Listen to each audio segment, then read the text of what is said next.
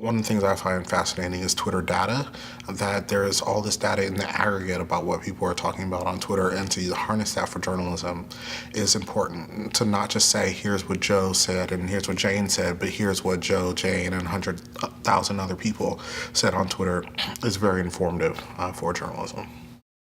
So you can go to twitter.com/twitterdata, and they do a bunch of visualizations. We also have, for developers, resources at dev.twitter.com, where you can actually build things from the ground up using the API.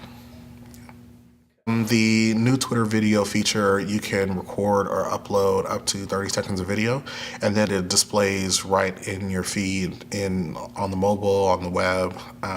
And the cool thing on the mobile is if you minimize the video, you can continue to scroll through your feed and still watch that video in the corner of your feed.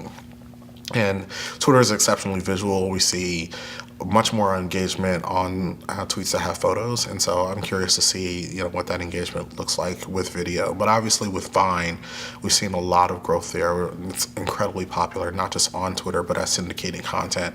And so now that Twitter has its own baked-in video product, I think especially for journalists, it's going to be a really great thing.